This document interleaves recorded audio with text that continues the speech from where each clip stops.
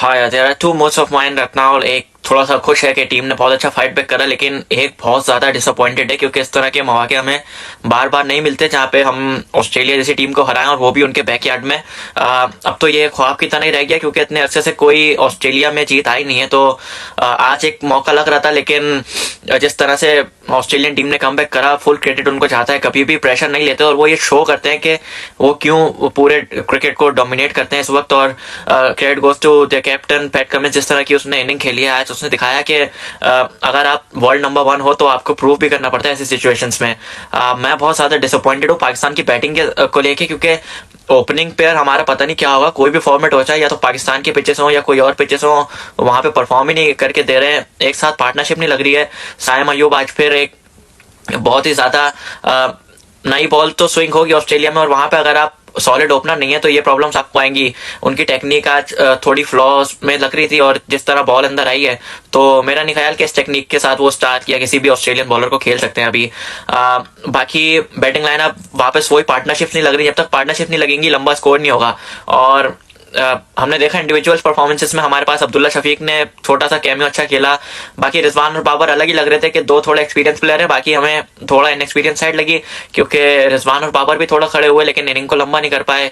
इरफान खान न्याजी को क्रेडिट दूंगा, उसका डेब्यू था, लेकिन जिस तरह की उसने इनिंग खेली, अगर वो रन आउट नहीं होता तो मेरे ख्याल से एक डिफरेंट सिचुएशन होती, क्योंकि नसीम और वो अगर वहां पे लंबी पार्टनरशिप लगा देते तो हम कहीं 250 के आसपास होते और वो एक विनिंग टोटल था। आज जब सुबह उठा तो उम्मीद यही कर रहा था मैं कि एक अच्छी क्रिकेट देखने को मिलेगी पाकिस्तानी बैट्समैन की जानिब से, क्योंकि मैं टॉस देख के सो गया था तो पाकिस्तान की बैटिंग थी तो मैं काफी एक्साइटेड था। लेकिन जब टीवी खोला तो 4 ओवर में 5 रन और एक आउट हुआ था। अब्दुल्ला शफीक 15 बॉलें रोक के खड़े हुए थे। तो ये जो थॉट प्रोसेस है 1980 वाला, ये निकालना पड़ेगा कहीं ना कहीं अगर पाकिस्तान को आगे क्रिकेट खेलनी है, ओडीआई क्रिकेट और कॉम्पिटिटिव क्रिकेट खेलनी है। जो हमने 204 स्कोर भी लगाया वो नीचे से नसीम और शाहीन ने जो बैटिंग की उसकी वजह से लगाया, वरना इस बैटिंग लाइनअप में कोई दम नहीं था कि वो इतना स्कोर भी कर दे। सिवाय बाबर के कोई और फ्लुएंट बैटर दिखा नहीं हमें। इवन रिजवान की जो भी इनिंग्स थी वो भी आप देखें बहुत फंस के उन्होंने खेली। 4-4 5 बॉलें एक साथ डॉट की, कोई स्ट्राइक रोटेशन नहीं थी उसमें। तो देखनी पड़ेंगी ये चीजें। जो पुराने जमाने की क्रिकेट है उसको छोड़ना पड़ेगा अब और नई क्रिकेट पे फोकस करना पड़ेगा जहां पे आपके बैट्समैन फ्री फ्लोइंग हो। और आपको अगेन यही अभी एहसास हो रहा होगा कि आपने क्या चीज छेड़ी है। उस चीज को छेड़ने की कोशिश की है जो कि कभी खराब थी नहीं। आपकी ओपनिंग जो फखर जमान और इमामुल हक वाली थी, उन्होंने इतने अच्छे स्टार्ट दिए ओवर द ईयर्स पाकिस्तान को, और उन पर ट्रस्ट करते हुए पता नहीं इस मैनेजमेंट को क्यों मुश्किल आ रही है, क्योंकि वो दोनों प्लेयर्स इतना अच्छा परफॉर्म करते आए, इतना एक्सपीरियंस है पाकिस्तान के पास उनके होते हुए। वो 7 साल से ओपन कर रहे थे पाकिस्तान के लिए 2018 से, अगर मुझे याद पड़े तो, और 2023 तक रेगुलर यानी 5 साल तक उन्होंने ओपनिंग की और काफी अच्छी ओपनिंग की है, बड़े इवेंट्स में ओपनिंग की है। एंड स्टिल पाकिस्तानी मैनेजमेंट को उन पे डाउट्स हैं। तो ये बहुत सोचने वाली बात है एंड आई थिंक इसको जल्द से जल्द एड्रेस करना पड़ेगा before going into a bigger event. और इवन इन दिस सीरीज भी हमें अगर इन दोनों ओपनर से साथ स्टिक करना है तो गेम प्लान बदलना पड़ेगा। हसनैन से बहुत ज्यादा एक्सपेक्टेशंस थी, स्पेशली मुझे तो, क्योंकि जिस तरह की वो परफॉर्मेंसेस देकर आया और अपना एक्शन वगैरह चेंज करने के बाद भी उसने हार नहीं मानी, और जिस तरह की उसने परफॉर्मेंसेस दिए डोमेस्टिक सर्किट में, इस तरह के प्लेयर्स जब पाकिस्तान क्रिकेट टीम में आते हैं तो बहुत ही खुशी होती है। और हसनैन की भी हमें इतनी खुशी थी, लेकिन उतना ज्यादा वो इंप्रेस नहीं कर पाया। एक तो वजह यह थी कि डोमेस्टिक सर्किट में वो नया बॉल कर रहा था और यहाँ पे उसको थोड़ा यूज बॉल दिया गया, लेकिन फिर भी पेस से हम देख रहे थे कि ऑस्ट्रेलियन क्रिकेट टीम को मसला हो रहा था। जिस तरह हारिस रऊफ ने उनको थोड़ा तंग किया, हसनैन भी उस तरह कर सकते थे, लेकिन लाइन लेंथ हमें थोड़ी सी खराब नजर आई, जिसकी वजह से हसनैन इतना ज्यादा इंप्रेस नहीं कर पाए। लेकिन अभी बहुत जल्दी है ये कहना कि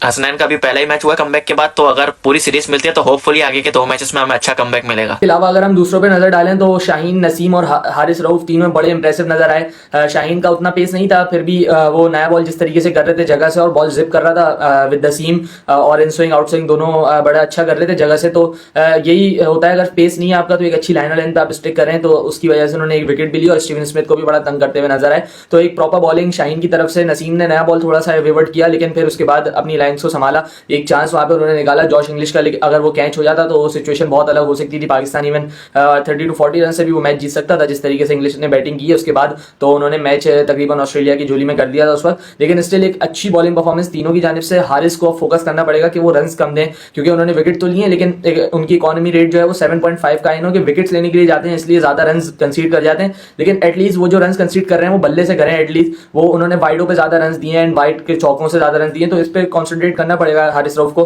कि एटलीस्ट लाइन की वजह से विवर्ट ना हो, उसकी वजह से रन ना दें। I don't mind if Haris Rauf को कोई छक्का मार दे, बिकॉज वो विकेट टेकिंग बॉलर है और अगर विकेट टेकिंग बॉलर अटैक करता है तो वो रन भी दे सकता है। मुझे तो मसला समझ में नहीं आता कि एग्जैक्टली मसला है क्या, क्योंकि कोई भी कोच आ जाए, चाहे वकार यूनुस आ जाए, चाहे ऑस्ट्रेलियन कोच आ जाए, चाहे अजहर महमूद आ जाए, चाहे आकिब जावेद आ जाए, लेकिन यॉर्कर मारना नहीं सिखाई जाती बॉलर्स को। किस तरह की क्रिकेट है ये, किस तरह की अटैकिंग बॉलिंग है। जब तक आप बैट्समैन को यॉर्कर नहीं मारोगे तो वो आप उसको डोमिनेट कैसे करोगे। बाउंसर्स पे बाउंसर्स आप मारे जा रहे हो। ऑस्ट्रेलियन क्रिकेट टीम है, वो कोई गले मोहल्ले की टीम थोड़ी है जो आपके बाउंसर से डर जाएगी। जब जब आपने बाउंसर मारी, उन्होंने टिका के आपको पुल शॉट मारा है, एक भी हम आपकी तरफ से यॉर्कर नजर नहीं आई। अगर यॉर्कर्स वहां लग जाती तो क्या टेल इतना लंबा खेल पाती? जवाब बिल्कुल भी नहीं, क्योंकि यॉर्कर एक ऐसी बॉल है जिसपे अगर आपको विकेट नहीं भी मिलती तो कम से कम आपकी रन स्टॉपिंग अपॉर्चुनिटी तो होती है। लेकिन पता नहीं क्या माइंडसेट होता है, ना बॉलर को पता है, ना कोच को पता है, ना कंसल्टेंट को पता है, ना कप्तान को पता है कि भाई उनको बोल दे कि आपको यॉर्कर मारनी है अगली बॉल, ताकि कम से कम कुछ ना कुछ हमें पॉजिटिव रिजल्ट तो मिले। विकेट नहीं मिलेगी तो कम से कम एक डॉट बॉल तो मिलेगी। आपने स्टार्क से, कमिंस से हर ओवर में 2-2, 3-3, 4-4 रन बनवा दिए, और जो हमें कॉस्ट कर गए एंड में। बैट्समैन को आउट करते हैं, उसके बाद टेल से इतने ज्यादा रन खा जाना, तो ये एक अच्छा साइन नहीं है किसी भी टीम के लिए। आखिर में बस एक अफसोस ही है कि जिस तरीके का मैच पाकिस्तान ने बना दिया था इतने कम टोटल पे इस बॉलिंग ने, तो ये पाकिस्तान को यहाँ से जीतना चाहिए था, क्योंकि अपॉर्चुनिटीज अगेंस्ट ऑस्ट्रेलिया बहुत कम आती हैं, और specially on their home ground अगर ऐसी अपॉर्चुनिटी आप ग्रैब नहीं करेंगे तो ऑस्ट्रेलिया शायद ही अब वापस कोई आपको चांस दे मैच जीतने का या सीरीज जीतने का यहाँ से। और सबसे इंपॉर्टेंट रोल ये मैच हारने में हमें जो लगा वो है फील्डिंग आपकी, बिकॉज इजी सिंगल्स दिए, इजी रन्स दिए, बहुत ज़्यादा रन्स जो है वो बहुत आसानी से दिए हैं हमारे फील्डर्स ने। स्पेशली बाबर आजम की अगर बात करें तो उन्होंने मिस फील्डिंग भी की। एक जो जैक फ्रेजर मगर का कैच था वो पीछे भागते हुए आया लेकिन उनके सामने गिरा, उन्होंने कोई डाइव अटेम्प्ट नहीं की, तो वो शायद मुश्किल कैच था काफ़ी, तो उस पर थोड़ी लीनियंसी हो सकती है। लेकिन जिस तरीके से उन्होंने एक स्टार्क का सिंगल भी अलाउ किया, वहाँ पे रनआउट की अपॉर्चुनिटी थी अगर बाबर तेज रन करके वो बॉल हिट लेते विकेट पे, लेकिन अनफॉर्चुनेटली वो हुआ नहीं। और सिर्फ बाबर ही नहीं, दूसरे फील्डर भी सिवाय इरफान खान नियाजी और साइम अयूब के काफी ज्यादा मिसफील्डिंग्स देखने को मिली। इसके अलावा जो हमारा एक और फैक्टर था वो था एक्स्ट्रास का इन दी इनिंग्स। जैसे पहले भी बात की, हारिस रऊफ ने और नसीम शाह ने बहुत ज्यादा वाइड्स किए हैं, एक्स्ट्रा जान लगाई है, जिसकी वजह से लाइन पे वेवर्ड हुए हैं वो लोग। और वो जो एक्स्ट्राज बने तकरीबन 25 से 30 एक्स्ट्राज बने, तो वो अगर ना बनते वहाँ पे तो एक एक्स्ट्रा प्रेशर क्रिएट कर सकते थे हम, और यही फायदा होता है एक लाइन टू लाइन बॉलिंग का जो पाकिस्तानी बॉलर्स को आप करनी पड़ेगी। बिकॉज अगर आपकी टीम इतना कम स्कोर खड़ा कर रही है एंड आप 25 एक्स्ट्राज दे दे रहे हो तो आप मैच नहीं जीत पाते। एंड स्टिल क्रेडिट उन 25 एक्स्ट्राज के साथ भी आपने एक मैच बना लिया इतनी मुश्किल कंडीशंस में जाके भी। तो बॉलर्स अपना काम कर रहे हैं, लेकिन थोड़ी सी जो चीज़ें, थोड़ी अमेंडमेंट जो है वो करने की ज़रूरत है। यहाँ पे अपनी लाइन को ठीक करने की ज़रूरत है, लेकिन उनके साथ साथ उनको सपोर्ट करने की बहुत ज़्यादा ज़रूरत है फील्डर्स को।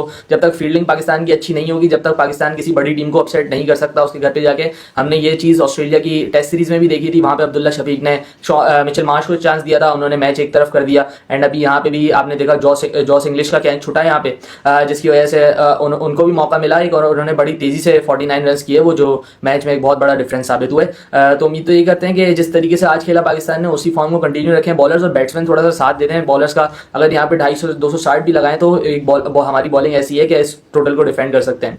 तो उम्मीद तो ये करते हैं पाकिस्तान एक अच्छी सीरीज खेले यहाँ पे एंड सीरीज विन करने की कोशिश करे, एटलीस्ट एक मैच तो जीते यहाँ पे अगला वाला। थैंक यू वेरी मच, अल्लाह हाफिज़।